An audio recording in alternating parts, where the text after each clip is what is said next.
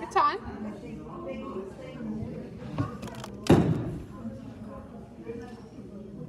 As you all know, John couldn't make it tonight, so I'm doing this.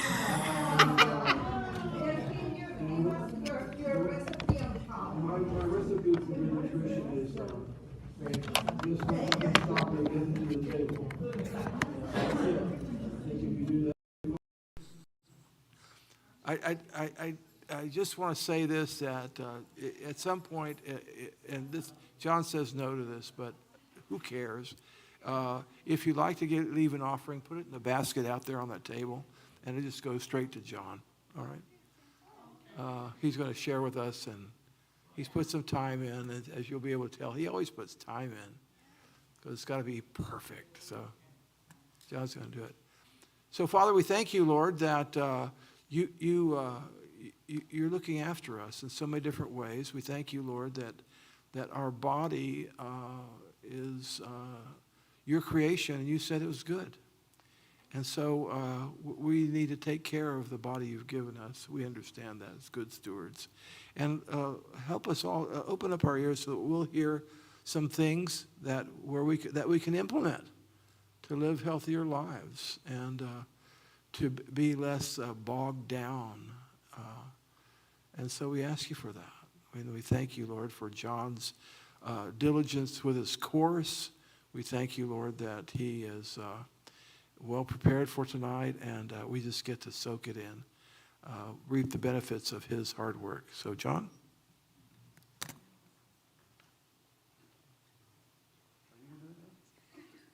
She's going to help me with this thing. All right, got to put this on. I feel important with this thing on here.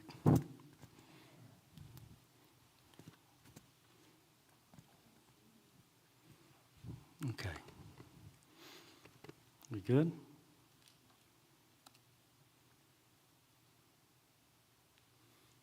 Good stuff. All right, thank you. All right, you guys. Man, how exciting you guys are here. I know there was a few people that weren't able to be here and wanted it to be live streamed, so whoever you are out there, thank you for listening in and joining in. I think this is going to be some good information for all of us. And so I'm hoping that you will be able to walk away with more information than you arrived here with. So when Pat asked me to do a class, I had just finished a semester at the university here. I had taken a nutrition class, and it was amazing information. It really solidified what I had been already doing for probably, I don't know, maybe 8 to 10 years. I didn't get aggressive or active with it until a few years ago. But I started paying attention about 10 years ago. I started actually started with a bulletproof coffee concept. I don't know if you've ever heard of that before, but it's coffee with butter and MCT oil. And at that time, I thought, butter in coffee? That I love butter and I like coffee, so I thought the combination was interesting, but there was more to the concept of just coffee or just flavor. There was actually science behind the concept, and that is what really intrigued me. And so the creator of that bulletproof coffee is a gentleman by the name of Dave Asprey, and I've been following him since. He's what is known today as a biohacker. Who hasn't heard of biohacking before? Anybody? Wow, okay, that's a good number of you, so that's good. So biohacking is sort of already telling you in the name of that word is that it's hacking biology, okay? So these guys, like Dave Asprey,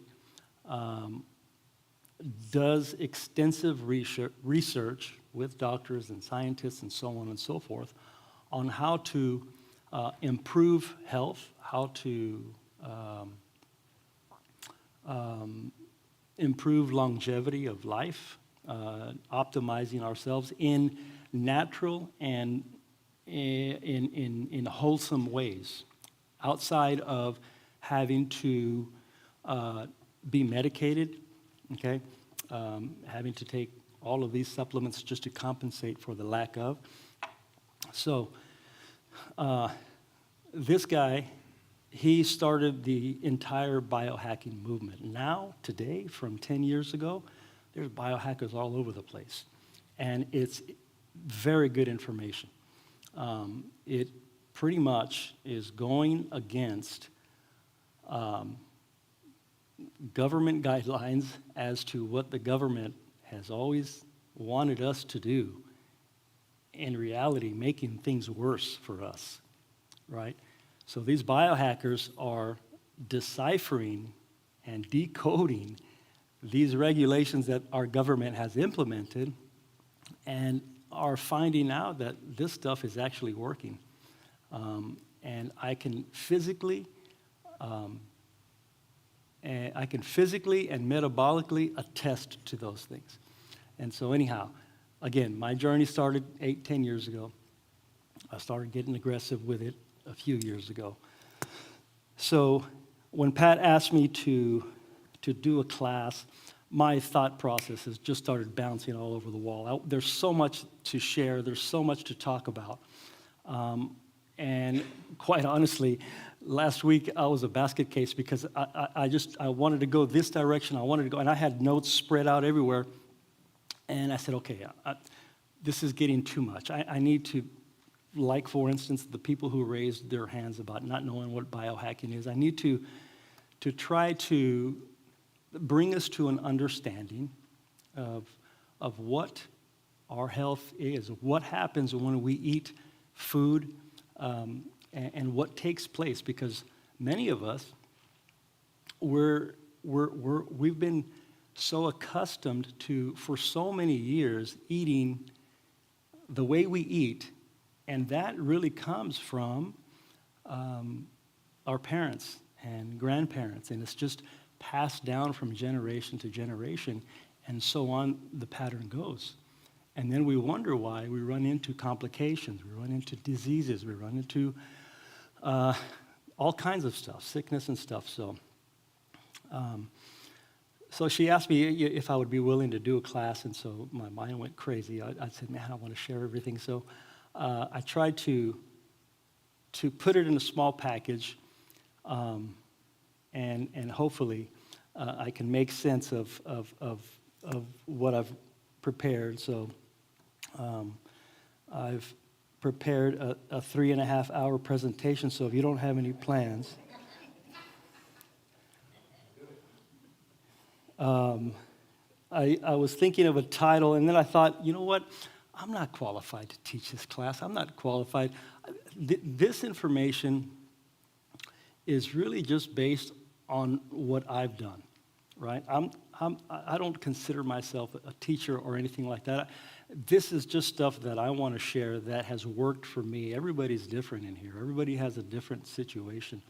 And so, again, this is only from my experience, from what, from trial and error, from what I've done that I've seen that has worked, and what hasn't worked.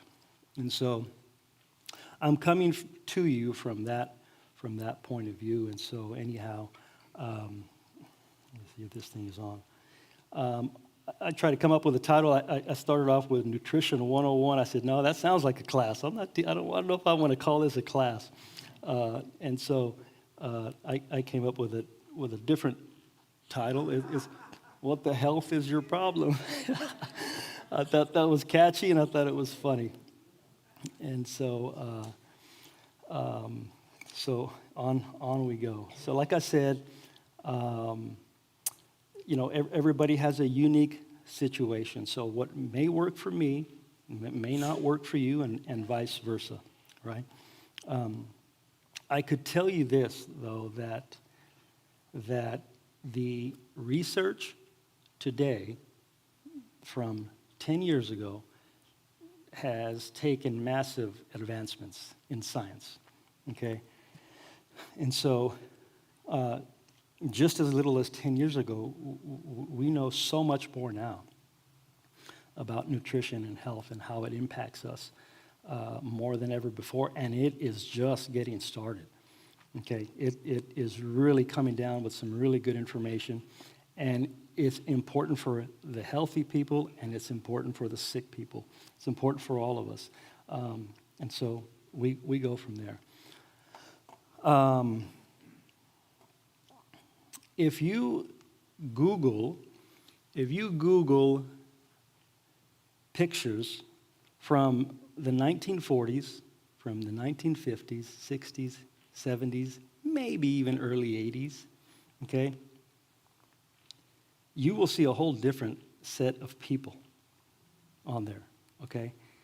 Are we on the same thing? Okay, this photo here, let me get situated. I got to do double work here. I got to control this and this. So give me a second. So these young people here, this is California in 1940. Okay? This is a beach these are people on the beach in the 1950s. Good-looking group of people, huh? What do you think? I don't know. How old do you think these people are? They're probably, I would say, I don't know, in their 20s, I guess. Right? This next one is 1960 in New York. What do you notice about everybody? Everybody is fairly thin. Okay? Everybody's fairly thin. Then you fast forward to 2021, and you get people like this.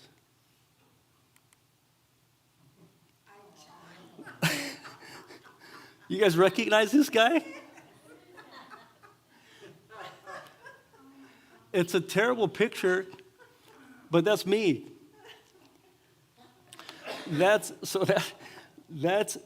me in 2021. I was 240 pounds. And do you know what that's called right there? One is obesity, but the underlying problem. Okay, you're close. So the underlying problem is metabolic inflammation. Okay? So what was happening on the inside of me was showing on the outside of me, right? And you know what the scariest part, or one of the scariest part was for me, is that during that photo on that day, I didn't consider myself bad. I had no idea that I was this far off. Okay?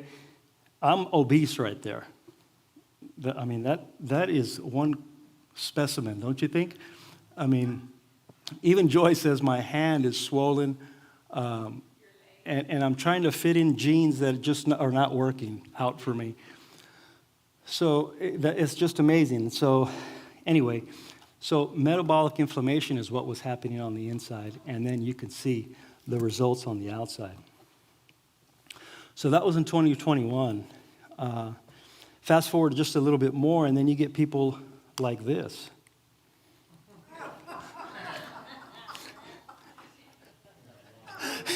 Jimmy, I could not pass it up. I was thinking, what can I put after this slide? And my brain just said, you know what, this would be perfect. And so I got a little funny story behind this. This is Jimmy, by the way, if you don't know who he is. So anyway, I'm at the library putting this together, right? Because I like going to the library. It's quiet over there, and I don't get distracted. And so in the process of finding this photo, I have it on my computer screen, and people are walking by me and looking at my computer screen like, what is this guy looking at? Thank God I didn't have to answer, oh, this is my pastor. Anyway, okay, let's get back on point. All right, so going back to those people on the beach and in California and in New York, what do you think happened? From then to now, what do you think happened? Thank you. Yes. What happened was ultra-processed food. Okay? Can you see that? It's kind of small. That's what happened to us, at least in this country. Okay? Ultra-processed food. It's fast, it's easy, it's catchy, and it's tasty. Not to mention, it's cheap. So who wouldn't gravitate to that? The least nutritious information is in ultra-processed foods. Okay? The foods, the ingredients that are inflammatory, that are artificial, that have nothing to do with whole food. And that is what we're gravitating to. Right? This is a trap that people are in. That's the trap that I was in and didn't even realize it. Okay? I was content. I thought feeling sleepy after a meal was normal. That's not normal. You should not feel bloated. You should not feel tired after a wholesome meal. That is not normal. Okay?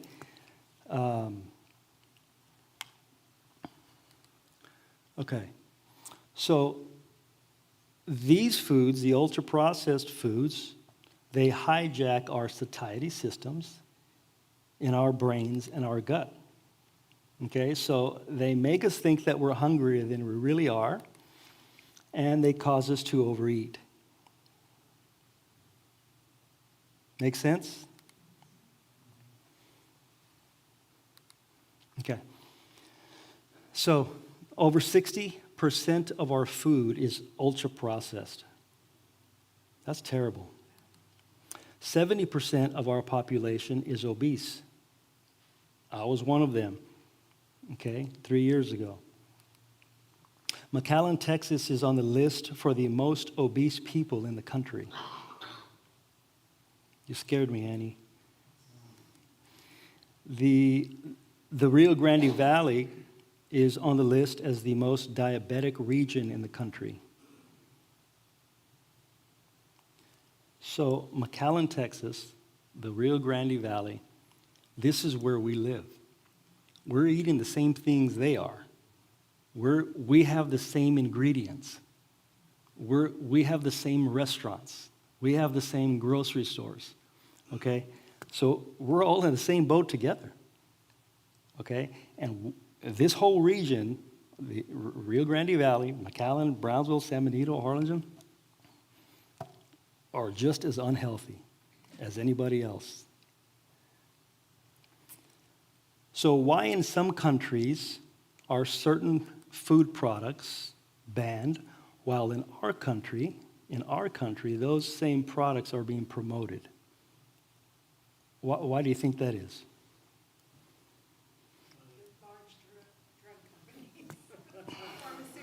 Well, people, they're making a profit. So if we're dumb enough to buy those things, then they're going to market it even stronger. They're going to make it more appealing. They're going to make it more tasty. Okay? They're going to lower the prices on them. We're filling their pockets up at our expense. It's very simple to understand. Dr. Gundry says sickness is good for business. And that is true, right? So just like Marisa and I were talking a moment ago in the back there, there's a financial reality with everybody, right? A lot of people will say, well, it's expensive to eat healthy, you know. Organic vegetables are more expensive than regular vegetables. Grass-fed meat is more expensive than grain-fed. Pasture raised, more expensive than cage-free. Wild-caught over farm-raised. So, you know, there's a couple of ways to look at it, all right? I don't think that we can afford to risk our health just because this meat costs maybe $3 more or $2 more. So yes, it might be a little more expensive, but if you were to buy a piece of meat at H-E-B, which has some pretty good choices, if we look, okay, you can make that piece of meat into 2 meals. Who says you have to eat a 10-ounce steak in one sitting? All you really need of protein is 3 to 6 ounces in order to be satisfied, to satisfy yourself. But sometimes we get a little excited on the meal and we scarf things down in less than 10 minutes, quicker than our brain can register, hey, you're done, you're full. By that time, we've already eaten the 10-ounce steak, 12-ounce, sometimes even 16 ounces, which is excess, right? So,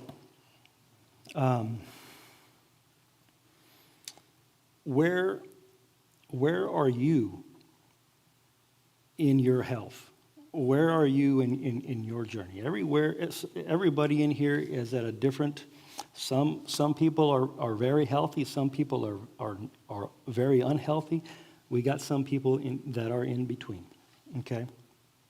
I don't know if you can see this chart or not. This is such a terrible picture, and I talked to that gentleman today.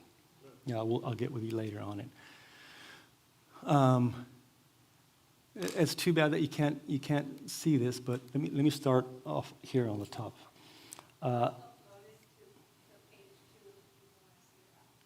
What's that? Oh, okay. You're able to put it on the screen. The screen? Yeah, it's not very good. Really? Okay. All right. Well, I'm sorry about that. Okay, so starting at the top of the arrow there, it says wellness, optimal, physical, mental, emotional, spiritual, and social health, okay? And then right in here, okay? Person takes responsibility for, that looks a little bit better, Joy. I don't know what you did. Person takes responsibility for all health areas and meets all needs. Superior level of health. This is where this is, okay? And then you come down a level, good level of health. Person covers most needs well, but some areas lack attention. Okay, then you come down the slippery slope here, and it says most people function near here. They meet needs at a minimum to prevent symptoms. Then you come down a level, marginal level of health. Person meets needs only to reverse symptoms as they appear. Poor level of health. Person, what does that say? Relies on medicine to treat symptoms. Needs are not met. And then you have death from disease. Person is physically, mentally, emotional, spiritual, or socially non-functional. So everyone in here is somewhere on that slope, right? You know more or less where you are, right? And this is the reason why we cannot afford to settle for anything less than taking your health seriously. All of us in this room, aside of maybe a couple of younger folks, and I don't even excuse that, to tell you the truth, we are at an age that we seriously need to think about this, right? Why? Why do you want to think, well, do you plan on dying at 58 or 72? Maybe not. I wouldn't. I would like to see my grandkids, maybe even my great-grandkids. But not only living to whatever age into your 90s, that would be nice, but I would like to be alive at 90, but be optimal at 90, not be dying at 90 and be miserable, right? So that happens now, because what we're doing now is going to affect 5 years from now and 10 years and so on and so forth. So it has to happen now, right? Make sense?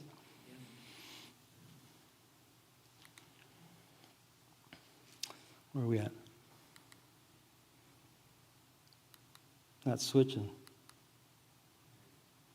Did you switch it?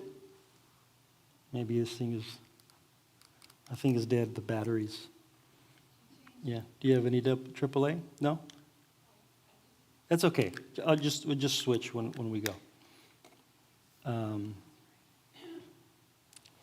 That's okay, Jimmy. Don't worry about it. There you go. It turned on. It turned back on again. That's okay. I'm not worried about it.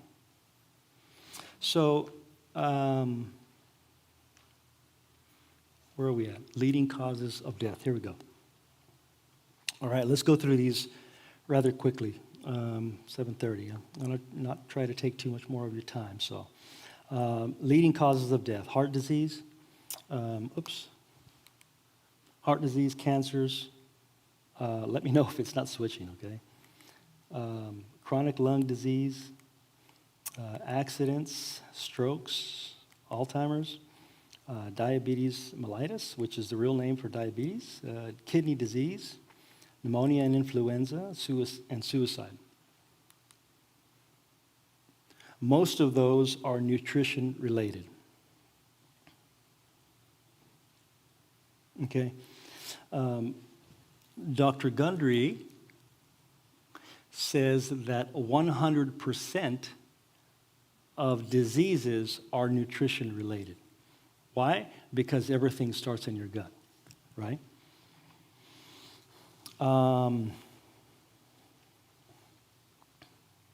Thank you, Jimmy.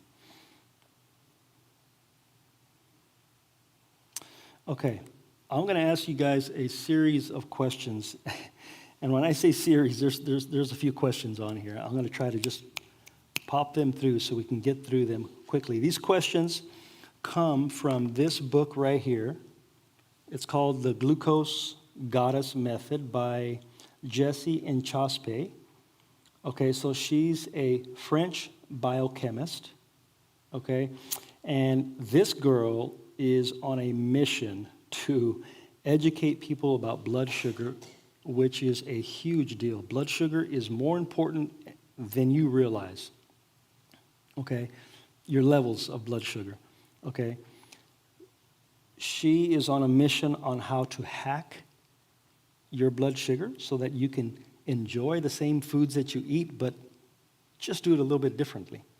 Okay, and she's on a mission to optimize people. Okay, so have you heard of the term health and wellness? You've heard of that before, right?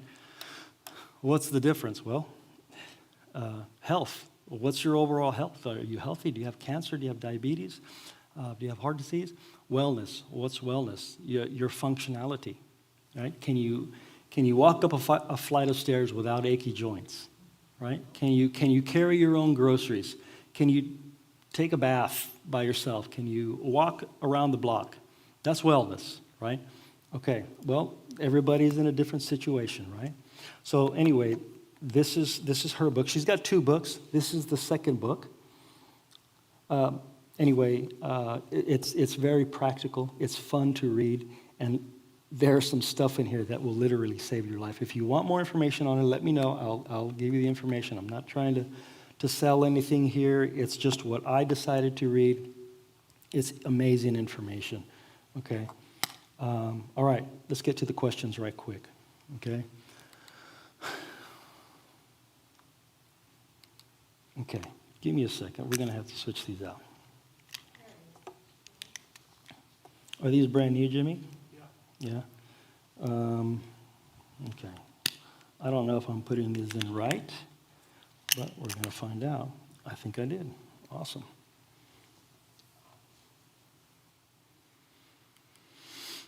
Okay, here we go. Do you crave sweet foods? Are you addicted to sugar? If I fall out of place, just scream at me, okay? Are you addicted to sugar? Do you get tired throughout the day? Do you find it difficult in finding the energy you need? Do you remember these, Julie?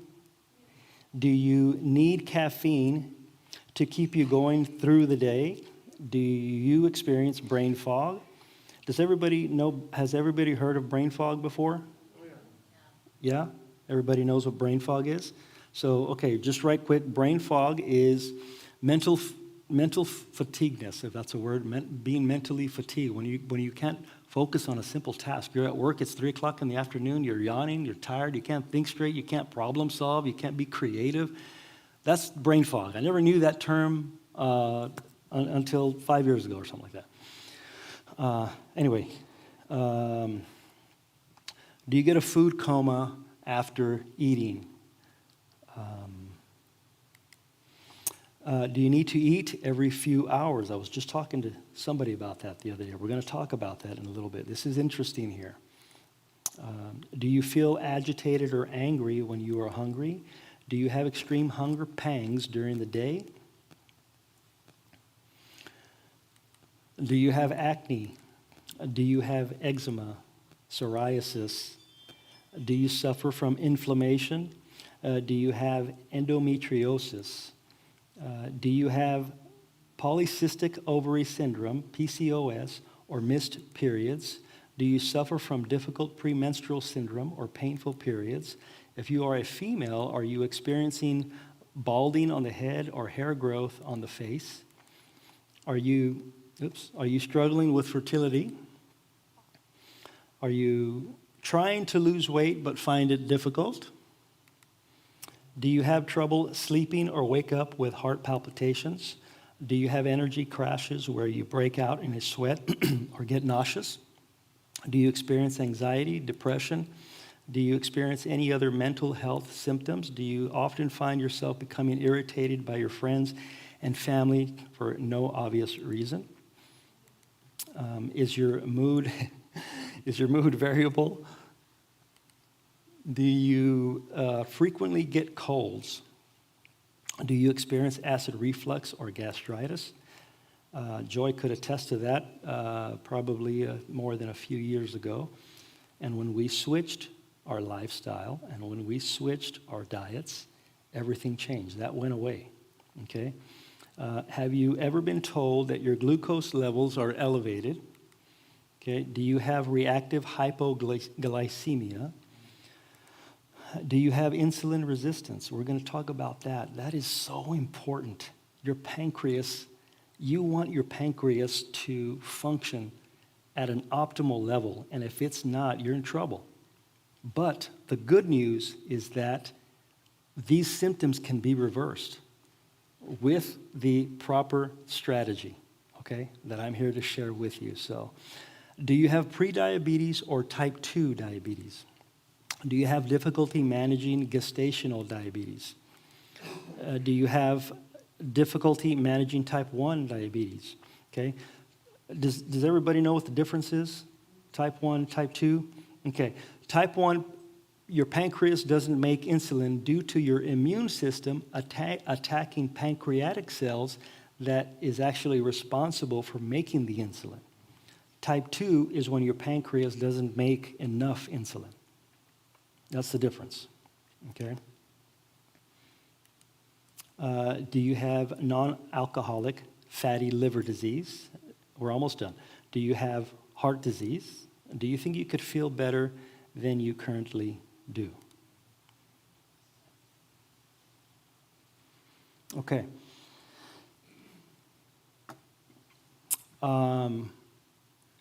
If you guys were here on Sunday, I think most of you were, some of you weren't. Jimmy talked about me sharing the hockey story. We were in Jimmy's office maybe a little over a week ago, and we were talking about nutrition and why people eat the way they do, or we do. And so I think we were trying to, I think he was asking me why is that, you know? And so my mind always goes to analogies all the time. I have analogies for everything. It's the easiest way to get somebody to understand something. So I asked Jimmy flat out, I said, okay, do you like hockey?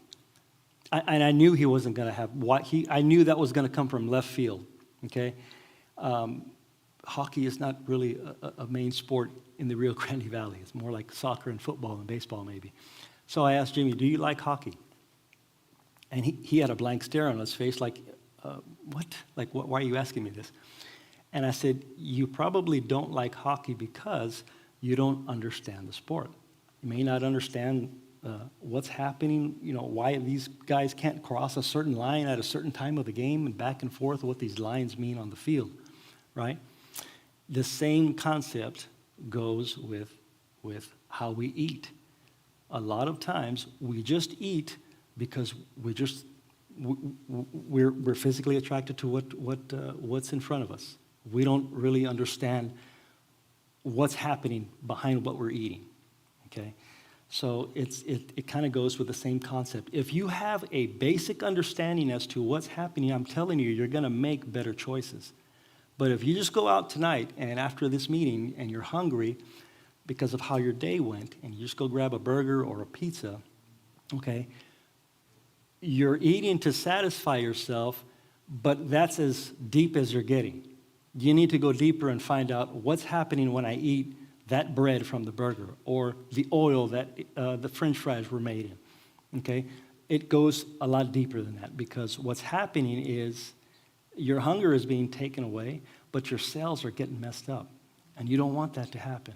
You don't want that metabolic inflammation that I had, okay, that happens so easy. So when you have a better understanding, you'll make better choices, okay? Here's a quote by C.S. Lewis. A man can eat his dinner without understanding exactly how food nourishes him, right?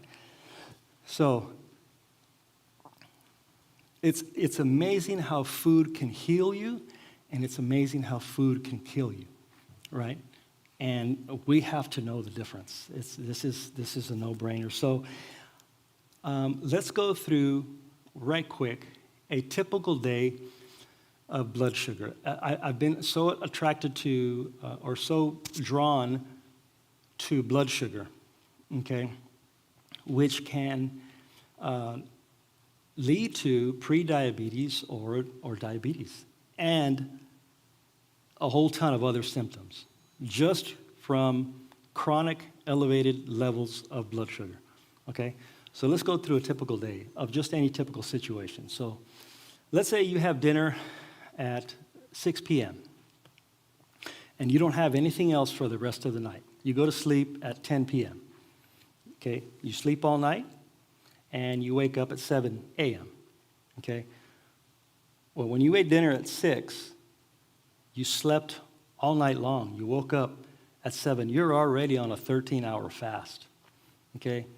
Your blood sugar is calm. It's stabilized under normal conditions, okay? So your levels are nice. You wake up at 6 in the morning. It's a Monday morning. You got to get ready to go to work. So you wake up, you brush your teeth, you take a shower, you get dressed, whatever it is you do. Okay, come 8 o'clock, all right, you go into the kitchen and you prepare yourself a biscuit with butter and jelly, okay? Or perhaps a bowl of oatmeal, which, by the way, spikes your blood sugar like crazy. There's a misconception about oatmeal, okay? That is a major blood spiker, all right? So you have your biscuit or you have your oatmeal or even a piece of toast, okay? Or a bagel or a cinnamon roll, something that is full of carbohydrate or something that is high in sugar, even a bowl of cereal, okay? By the way, cereal isn't real food, okay? So don't be fooled by the marketing systems that these cereal companies have because they want to try to make it as attractive as they can. You eat your stuff, okay, 8 o'clock in the morning, there goes your blood sugar. It takes off in a spike, right?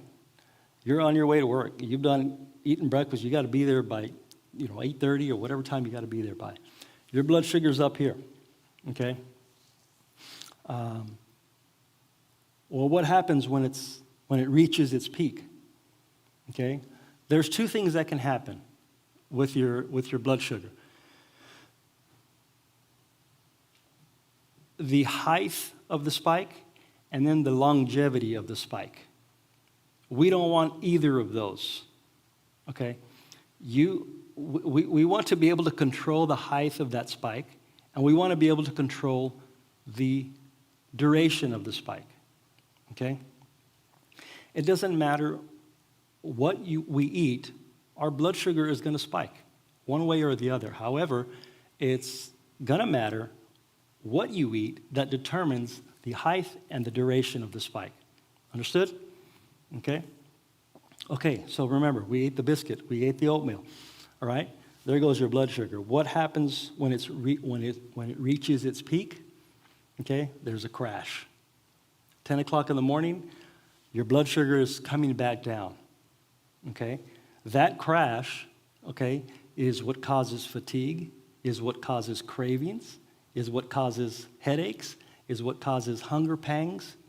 So at 10 in the morning, you're at work or wherever you are, and you're thinking, man, I got to have something.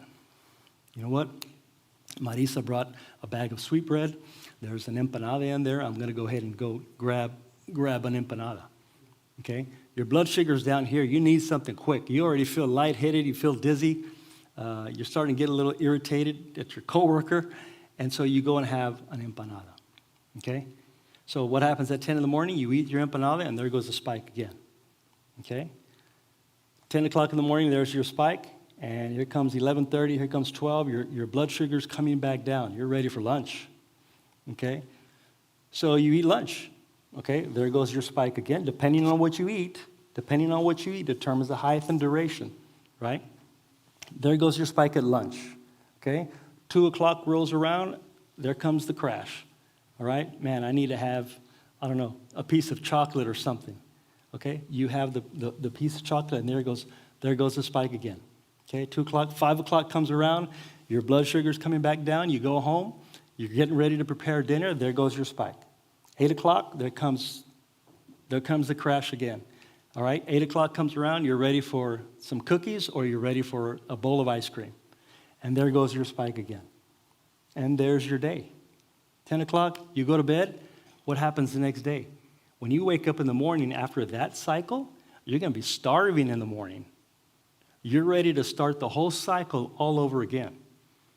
And this is the cycle that we get stuck in, day out. It becomes a pattern for years, for decades. And that pattern of those spikes, of that roller coaster, is what contributes to Alzheimer's, dementia, cancer, heart disease, strokes, high blood pressure, diabetes, acne, low sleep, low energy, okay? This is science. This is going to happen when we make those choices. It's a given, okay? So the following day, we go through that cycle again. And there we are, right? What do we need to do? We need to flatten the spikes. We need to flatten the spikes. And we can do that, okay? I'm going to tell you how to do that. So, are you guys with me still? Am I putting you to sleep? Okay, great. Okay. Let's go through this here. Let's see, glucose. All right, what is it and what does it do, glucose? Can everybody see that? Okay.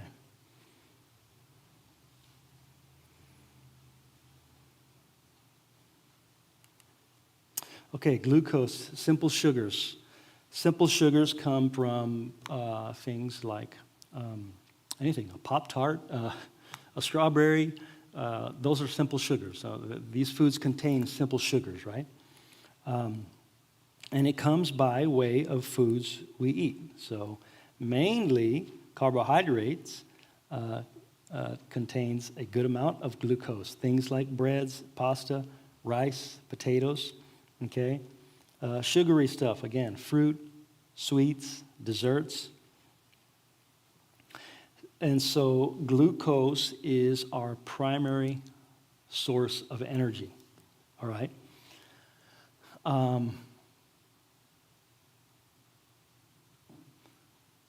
Okay, insulin resistance.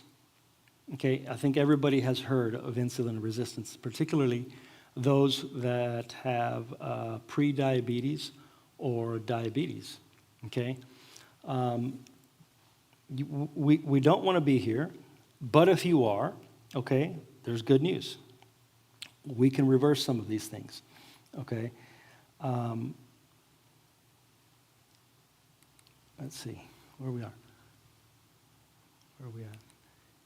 Okay, right here. What is insulin resistance? Are cells no longer responding to what insulin is designed to do? Okay. I know you guys have heard of insulin resistance, but do we understand what happens when this is occurring? Okay. I didn't get a chance to put what I wanted to put in here, so I'm going to go off the top of my head on insulin resistance. Let me run you through right quick just the best I can to break it down. We eat a meal. Okay? When we eat that meal, okay, the food that we eat goes into our stomach. Okay? Your stomach begins to secrete stomach acids. It does that in order to break that food down. It needs, your food basically, when we eat, it goes through like a car wash. It goes through different phases, okay, from your stomach, from your mouth, through your esophagus, through your stomach, through your intestines, out to your colon, okay? Goes through all of these phases. Each phase plays an important role. So when you eat, stomach secretes acid, breaks it down into little portions, and it pushes it into your small intestine, okay? In just the right amount of portions to do that. Once it hits your small intestine, This is where all of the absorption and digestion takes place. This is the most important phase of what you're eating, because in your small intestine, all of the nutrients or anti-nutrients are being sent directly to your bloodstream, okay? So that glucose that we use for energy is being sent right to your bloodstream, okay? The simple sugars are broken down to what's called glucose. That goes into your bloodstream. So the pancreas realizes, hey, there's glucose in the bloodstream. I got to help this out, so I need to secrete some insulin. Pancreas secretes some insulin, and the insulin does two things. The insulin transports that glucose to one of three areas: your liver, your fat, and your muscles. Okay? So your insulin delivers that glucose to those cells. Okay? The insulin has the key to unlock the cell to receive the glucose for energy. Okay? Your brain has cells. Your lungs have cells. Your brain has cells to think. Your lungs have cells to breathe. Okay? Your eyes have cells to see and focus. Your muscles have cells to exert energy. Okay? All of those have cells. Those cells need the glucose. They need that energy to function for you, right? So the insulin takes the glucose, has the key to unlock the cell, and the cell happily sucks up that glucose, okay? Now you're energized. You have energy for that period, okay? So, again, we're talking about insulin resistance, okay? I'm almost there. The cells have the glucose, provides you the energy you need, okay? And it goes to work for you. Your eyes, lungs, muscles, whatever, okay? What happens when there's an excess amount of glucose in there? When the breakfast you ate was a big spike and in long duration, depending on what you eat, right? It could be something very carby. It could be something very sweet. The first thing you eat, your small intestine is going to suck all that up and send it right to your bloodstream, and then metabolic processes start happening, okay? So the cells now have received the amount they need for the energy you need. But because you ate what you ate, there's excess glucose. Pancreas says, man, you know what? There's extra glucose. I need to get some more insulin down there to match the amount of glucose, right? So what does the pancreas do? Pancreas releases more insulin, okay? Only this time, the cells have a double lock. The insulin had the key to the first lock. Now the cell says, you know what? I'm done. I have enough glucose. I'm going to put another lock that you don't have a key to. I'm going to stay locked. So now that insulin is taking the glucose and the cell isn't receiving it. The cell is resisting the glucose, okay?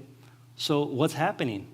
The cell is satisfied, it's full, but because you're exercising, because you're walking, because you're moving, because you're seeing and you're thinking and you're creating and you're problem solving, that cell is being depleted of the glucose, right? But it's locked, okay? So now there's an accumulation of glucose happening. What does the pancreas do? More insulin. So now the insulin is outweighing the glucose.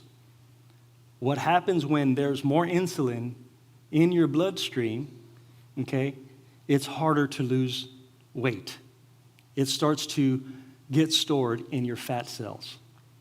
It's got to go somewhere, right? So it goes to your fat cells. The cells are locked. You're utilizing the energy. And now they're being depleted, but they're locked. Okay? So now the cells don't have the glucose, right? So now you're low on energy, It's craving carbs, the chocolate, I need to have something, okay? And you're gaining weight. So you see the cycle? This is insulin resistance. So when the accumulation of blood is happening, that's pre-diabetes. When you do this on a daily basis, that's type 2 diabetes. That's what happens. And we wonder why we start to lose our eyesight. We wonder why we're having this cycle of a continual problem, right?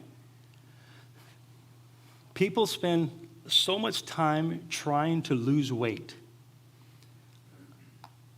My suggestion is stop trying to lose weight, fix your metabolic self, and the weight loss will happen as a result of that. So we have it in reverse. People don't want to do the work, but they want the quick result. They want to take an injection. They want to take a pill. They want to do a particular diet. But they're not fixing the underlying problem, okay? And that's the food that they're eating. That's the cycle that they're stuck in. You can break that cycle, okay? Everybody good? You guys getting anything out of this, please? Awesome. Okay. Now the good part. How do we flatten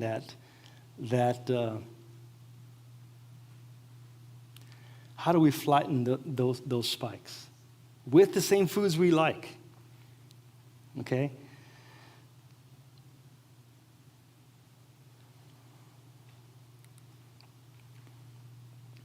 Fiber,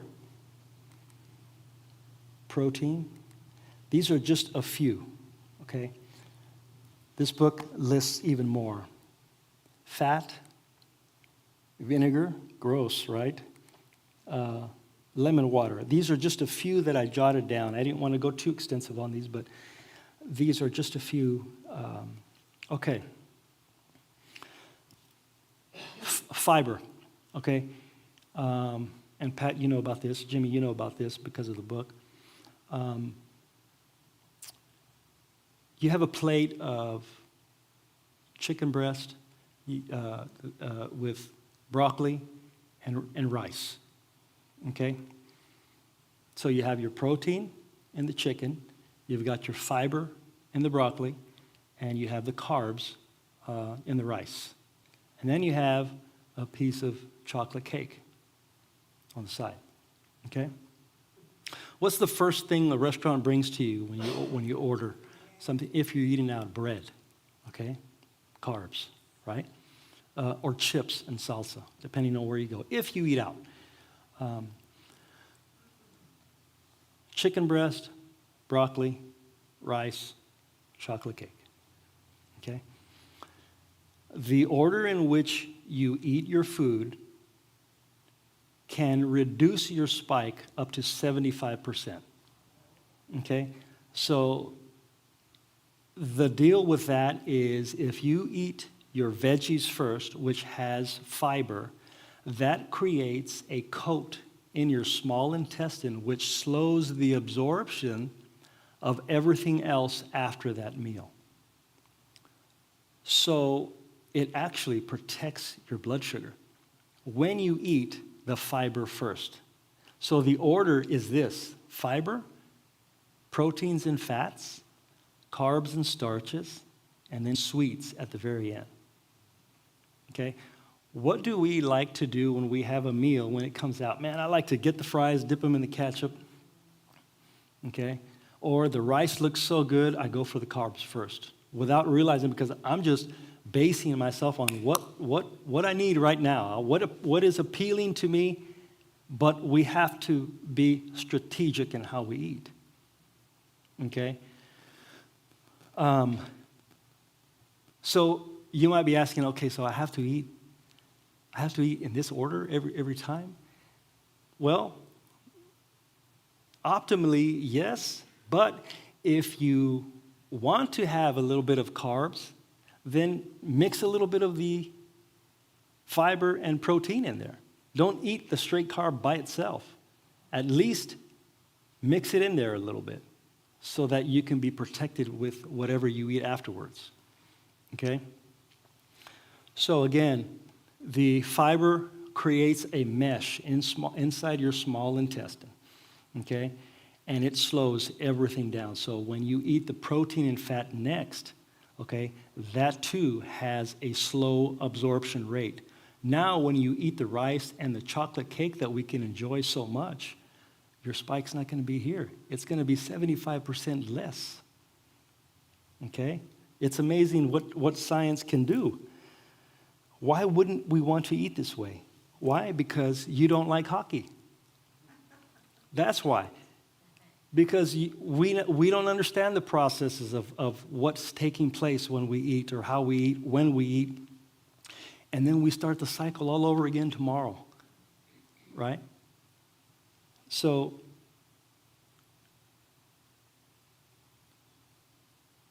insulin resistance, okay, causes wrinkles, causes aging quicker. Who doesn't want to reverse their age a little bit? Don't you want to buy yourself maybe 10 more years of life? You can do that by lowering those spikes, okay? Man. Okay, so we have fiber, protein, fat. I put vinegar on here. Who likes the way vinegar tastes? In salads, Apple cider vinegar. So let's say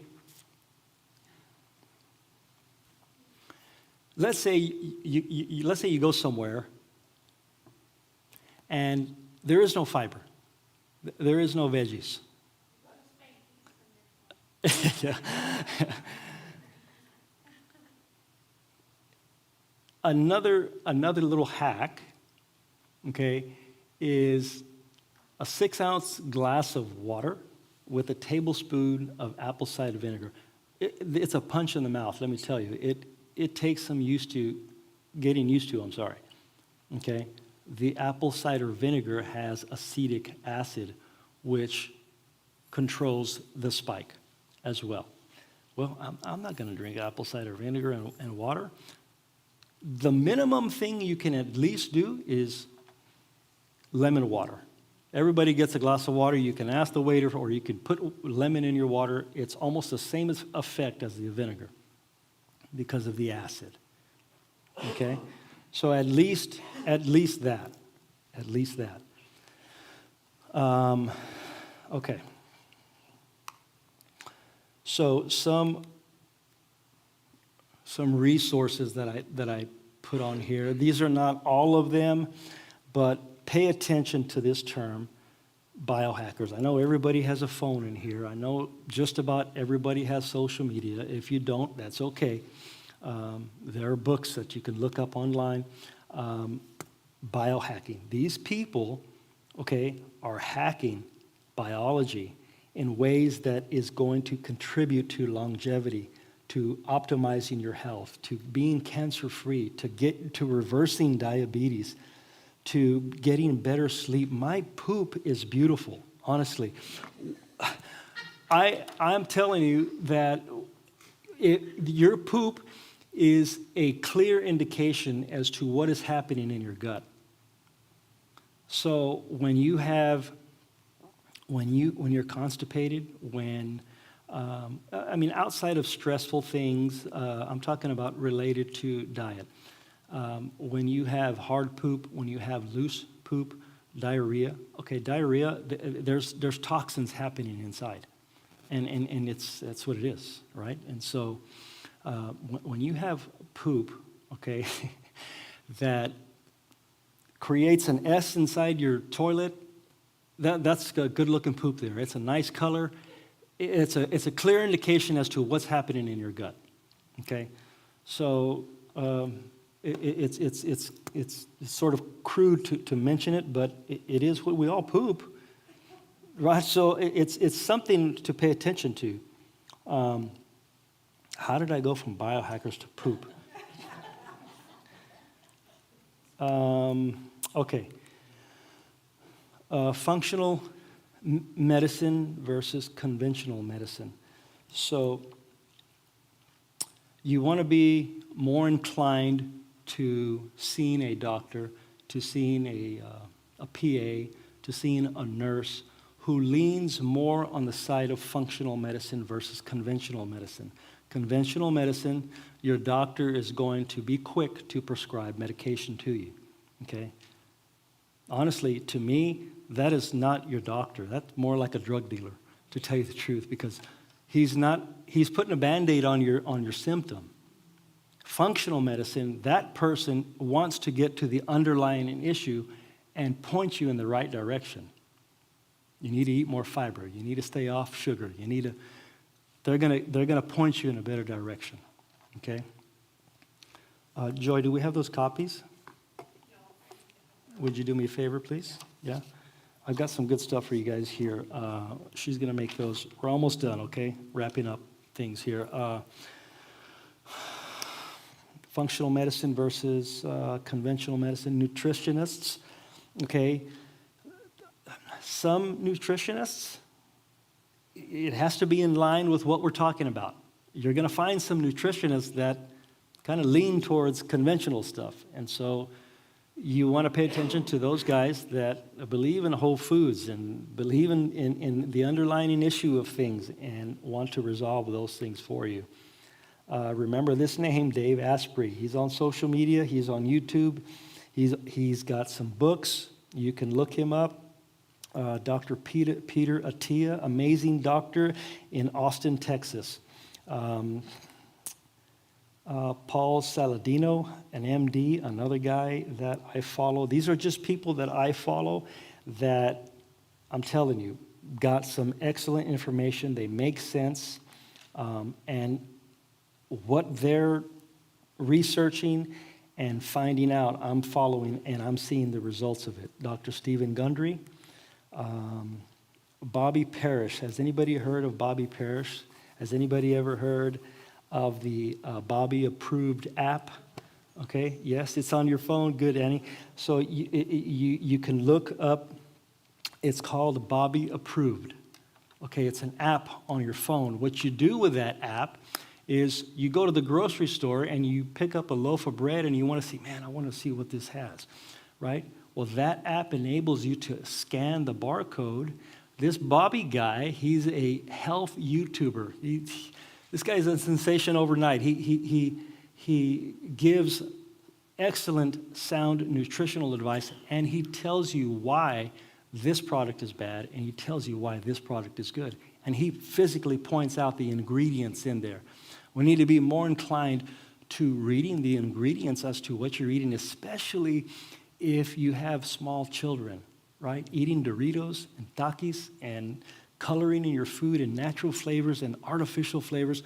We have to be careful. Why? Because those things contribute to attention deficit things, right? They contribute to all of those things. And we don't realize that we're actually creating the problem in our kid at home when we are trying to point it to other factors, right? So you know what? Have your kids eat eggs and bacon in the morning. Oh no, bacon! Don't worry about it. Trust me, eggs and bacon. I'm telling you, you're gonna be full for 4 or 5 hours. You're gonna be satisfied. You're not gonna have this.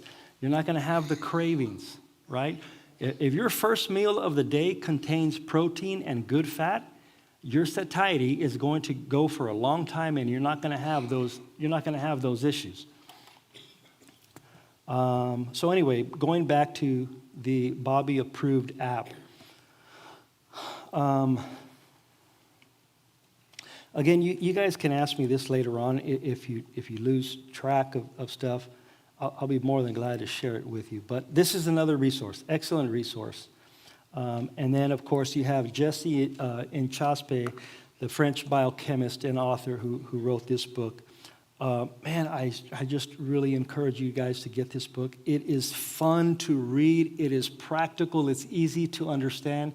And I'm telling you, it will change your eating lifestyle for sure, because it's going to tell you how to play hockey, right? And I'm telling you, you're going to enjoy hockey a lot more when you actually know what's happening. So, This is called The Glucose Goddess Method by Jessie Inchaspa. She's a French biochemist. She's what's that? And the first book is The Glucose Revolution. So the reason why she wrote this book was because people had questions about the first book, and she answered them in here. So she has two books, Glucose Revelation and then this one. So if you can get your hands on both of them, great, or either one. I'm telling you, you're going to walk away with information. You're going to change stuff. It's going to get your attention, and you're going to be smarter when you go to the grocery store. You're going to be smarter when you go to a restaurant, or even when you're cooking at home, particularly with the oils that you're cooking with, okay? You want to cook with good oils. You want to eat with good oils. Let me tell you, the restaurants that we have here are using the cheapest, most inflammatory oils that there are. Okay, they're using oils that are loaded with omega-6. That is bad fatty acids. We're looking for omega-3. Okay, that's inside olive oil. That's inside avocado oil. That's inside coconut oil. Okay, versus, I won't mention any of some of the oils, but you know, we used to use those oils too, you know, honestly. But now, knowing what you know now, I hope that you're better prepared and a little more informed. And perhaps maybe you'll start to read the back of things and maybe read the ingredients, you know. So that's it. Man, that was fun. That was good. Sorry, I went a little over an hour, but I'm telling you, it's just... Especially like the way you explained how the cells will shut down, the lock, put a second lock on it, which, of course, the fat cells are very welcoming. It's like it. Of course. And Yeah. Isn't that neat? yeah. Yeah, I think it's science, and it's going to happen regardless of what we eat, when we eat, how we eat. That process is going to happen. But you have the power to control that process accordingly. So run with that knowledge and carry it with you. Pass it on to your kids, to maybe your 80-year-old mother, your grandma. These people are stuck in, man. I'm telling you, my mom and my grandmother that is no longer here, she was poor. Rice and beans, tortillas could feed an entire family. The cheapest ingredients, yet the highest in carbohydrate. And so here comes diabetes. Here comes this other stuff. So. I'd like to have the freedom to share, but I'm struggling. I want to speak that it's helpful about the order of the meal plan. That's good. Every single Every single meal. meal. The attachment and connection that we're inspired to have with food connected with people is happening. For example, corn for me connects me with a relative or family member or friend of me in, for example, Cape Cod, Massachusetts. That's just a brief example. And then the advice to chew our food for at least 20 seconds because I wasn't really, I didn't understand the pace that we eat our food. Yeah, so that's a good point. That's a good point you make. In eating, oftentimes, how often we got the Super Bowl coming up. We're going to sit down with family. They're going to have wings. They're going to have fajitas. They're going to have, okay, that's great. Let's go ahead and have it. But now you have a little bit more information on how to attack that meal. And like Corinne says, eating slower, giving your brain a chance to catch up, because we can put down a meal in 10 minutes or less when we're starving and we're hungry, when we're hangry and all of those things. But just calming yourself down, eating strategically, and going from there. Thank you. Oh.